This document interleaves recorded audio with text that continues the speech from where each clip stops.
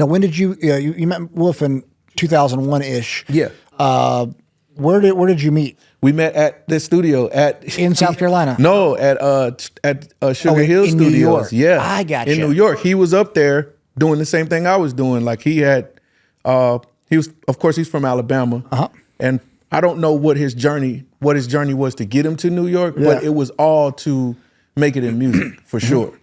And yeah, when I met him, he was with some business entity that he was working with, and they were trying to break him as an artist or put him in the room with different creatives. Sure. And I was in the lobby, just down there taking a break one day, and he came in and we caught conversation, and like our conversation turned into just the recognizing that we were both from the South and no one else here was from the South. Right. So we just hit it off, man. And man, hours later we had music that we were making together. Oh, that's cool. Yeah. And shortly after that, I left and he left as well. But his son was born, and son might have been a week or two old. They came straight to my house in South Carolina. Oh, nice. They took a Greyhound bus from New York and stopped in South Carolina, and we worked on music. And then it just continued from there, man. That's awesome. So, what was that like? Because, it was still a number of years before kind of Wolf hit it big. Yeah, he didn't really get signed until around 2008-ish. Maybe 2007 was his first deal. He was signed to Columbia Records. And, he and I had stayed in touch. We worked all the time, but I wasn't really a part of his first record deal. He had got with some guys and they were really successful with what they were doing. So, it happened for him. He got signed to Columbia, but then he left Columbia with his A&R, whoever signed him. He left with those guys. So he was without a deal between like 2008 and 2009, I think. Okay. And during that time, he had been experimenting and doing crazy music, just some of the dopest stuff you could hear. But no one really got it because he was always into like this rock and, country and hip hop. He was always mixing it up. Yeah. And in Atlanta, if you can imagine, it's a really urban city. So like it's one type of thing out there. It's like it's just straight rap. Yeah. People not trying to hear too much else. But eventually he just kind of gave in to that idea and was like, you know what, let's just do a rap record and see what happens, man. And that's when we did Trunk Music.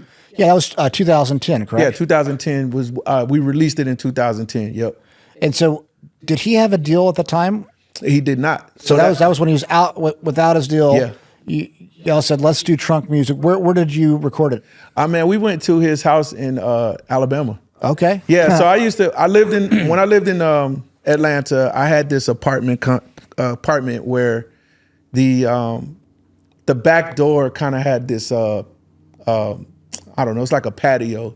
And Wolf would never come to my front door and knock to come in. He would just jump this gate and be at my back door. So he busted in one day and was just like, look, man, I want to go down to Alabama and, work on a rap record. He had the concept of Trunk Music and, we agreed on it. And so that's what happened, man. We went down there. He had a couple of weeks where he had his kids. His wife was gone to do something and it was just him and his kids. And I came down and we did it then. That's awesome. Yeah. Well, and I was reading that you take a different approach with each artist depending on who it is and their style. Yeah. What's it like, or in 2010, what was the approach to working on this rap album with Yelawolf? Man, that's a good question. Honestly, man, we just vibe.